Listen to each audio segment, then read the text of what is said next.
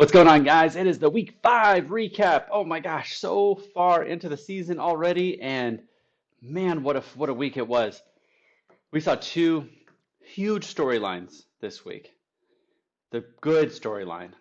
Alex Smith is back. The doctor said he was never going to walk again, and here he is, and he's back on the field quarterbacking, not really quarterbacking well in his first game back, but he's still back, and it's so cool, so heartwarming. Oh my gosh. I had chills just watching him come back and to show his family in the stands, and oh, it was so exciting. So congrats to Alex Smith for being back. The negative storyline, that Dak Prescott injury was disgusting. Um, Man, that's painful. So my heart goes out to Dak. My heart goes out to Habanos. Now you have to find a new quarterback. I mean, I guess you have Big Ben on your bench. It's not shabby, but man, that's brutal. So those are the main storylines. And then I can't forget my Irishman, Chase Claypool, scoring 4 touchdowns. Oh my gosh. I knew he was going to be something amazing. Oh, I was so happy to watch that. So that was stellar. And then I can't remember who it was. Someone just spent like a freaking fortune picking him up last night. So, why not? 4 touchdowns. My gosh.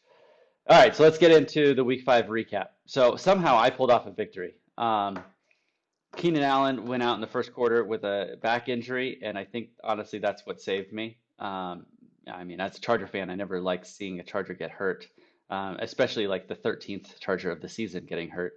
But I pulled out a victory. So in the rematch of last year's Super Bowl, I come out victorious this time. Ha! Take that, Chris. Didn't win by much though. That's not a very expensive loss for you there, man. But I did win, so it moves me up to the top of the division at 4-1, and Chet Casher is down to 3-2, second place in his division, and we will get to that in a second. This league is a breeze, beats Mad Dogs, so now both teams are sitting 2-3. Breeze just had a huge game from Herbert to put him over the top, which was nice.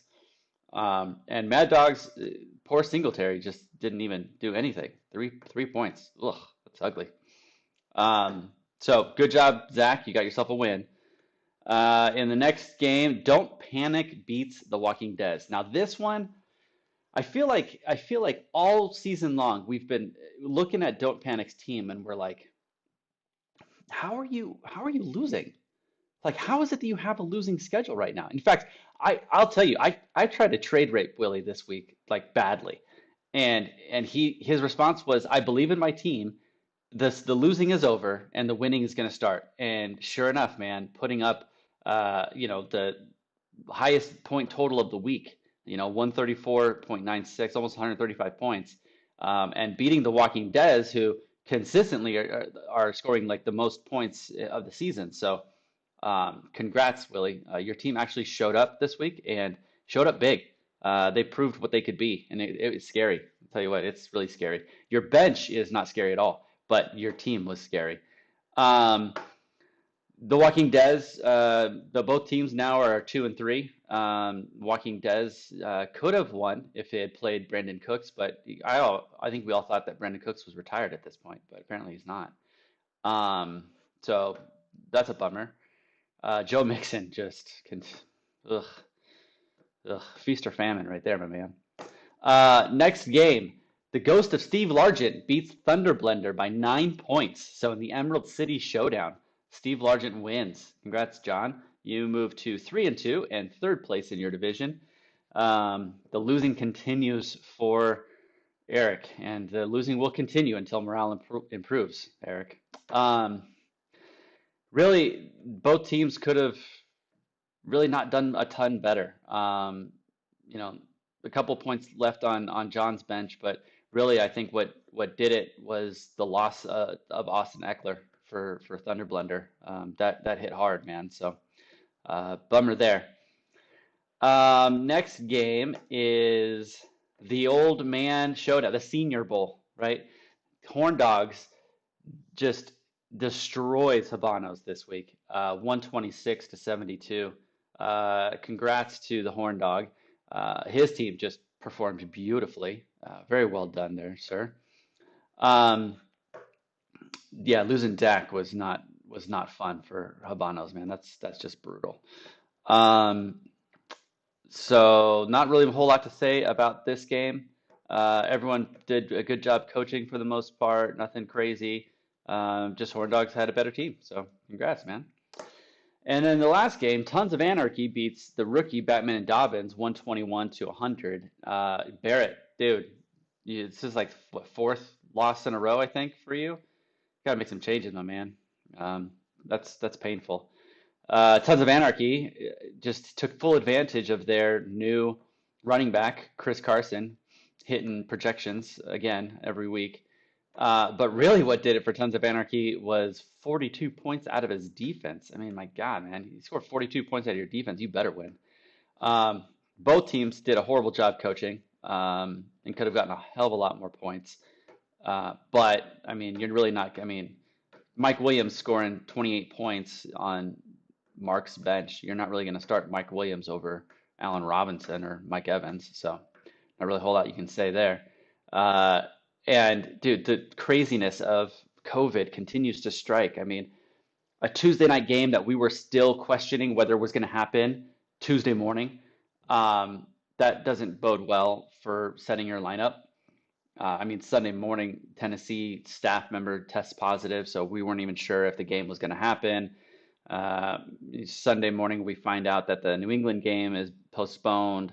Like, it's just a freaking mess this year, man. We got to really stay flexible. I thought about, I guess I'm just housekeeping. I had thought about increasing the bench size to help us kind of cope with this. Um, but you can't change the size of the bench once the season has started in ESPN. So put that in the negative column for ESPN, along with so many other things. Um, I can increase the size of IR, but that really doesn't help us because the only people you can put on IR, which is again a setting that cannot be changed, are people who are either out or on IR. So that really doesn't help us a ton. So guys, I'm sorry, but I'm at a loss on how to make this a little bit more manageable for us here. So if you have any ideas, please shoot them my way. I'm all ears.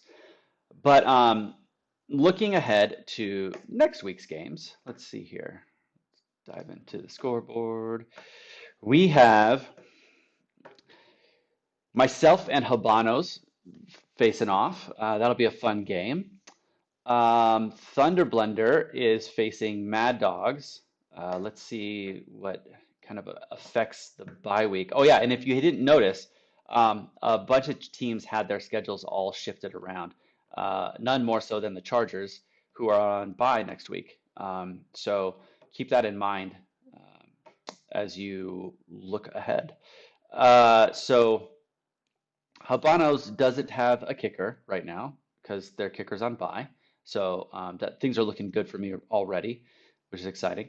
Thunderblender going up against Mad Dogs, and Thunderblender is going to get hit with some bye issues. They've got one tight end on IR and another tight end on bye. So he's got some decisions he's got to make there. The next up, we've got Horn Dogs going up against Check Casher. That's always a fun game, especially with how well these two teams are doing. Right now, it's looking pretty even. I mean, Check Casher have a slight edge, but overall, it looks real even. Both teams are getting hit pretty hard by the bye. Check Casher is going to have Keenan and Kamara out. Ooh. And we've got Horn Dogs with a tight end and Henry Ruggs, who are going to be out on bye. So Checkcatcher's getting hit hard, man. This is the week that you want to play him. Next up, we've got Tons of Anarchy going up against Don't Panic. Both teams are looking okay. Tons of Anarchy is going to lose Chris Carson on the bye, but other than that, he looks just fine. No, oh, and you know what? We're gonna equal it out because Don't Panic is losing Josh Jacobs and DK Metcalf. Oh, that's painful on the bye. But you know what? He's gonna put in Cordell Patterson, which I bet you guys don't know this. Cordell Patterson is the fourth highest scoring player, fourth highest scoring wide receiver, I think, this year. You wouldn't think that, but remember, we get return yards. So, yeah, he's like the fourth or fifth highest scoring wide receiver on the season. Definitely top 10. So, those return yards, man, those things matter a ton. The rookie, Batman and Dobbins, is going up against the Walking Deez, two former bodybuilding employees squaring off. This is exciting. The Walking Deez doesn't have a defense or a kicker, so that's going to be problematic. They do have a free agent running back now that Le'Veon Bell got released. We'll see what happens there. I'm sure someone's going to pick him up. I mean, he's a fantastic running back. This could be really, really, really good for Peter. New England, maybe? You know, they always like those lost kids. They're always good with those guys. Meanwhile, Batman is at full strength. I mean, no real injury concerns. We'll see if Julio plays, but 60% probability win at this point. And then the last game is the Ghost of Steve Largent against This League is a Breeze. John going up against Zach. Zach is going to get hit with some buys. He has no quarterback this week, and he's also losing out on Tyler Lockett and Emmanuel Sanders. So Zach's got some work to do on the waiver wire. Meanwhile, John is looking just fine. He's got some injury issues still. A lot of questions, a lot of question marks next to these guys. But other than that, he's looking good, and he's got a 58% chance of winning at this point. Um, so we'll see how that goes. Obviously, waivers have already started running. We ran them last night, so continue to get your picks in. Um, uh, I don't have anything else to say. I have been updating the finance spreadsheet, so I will make sure to add a link to that in the email, and you can take a look at what your finances look like so far. I will be doing that update here shortly. But as of right now, Check Casher is really looking good. Uh, he's already won like $20 just in point difference. So good job there, my man. Horn Dog's also looking good as he continues to win by big points. Um, yeah, have a good week, guys. Can't wait for what this week holds. Hopefully, games actually play this week, I guess. I don't know. We'll see. All right. Peace.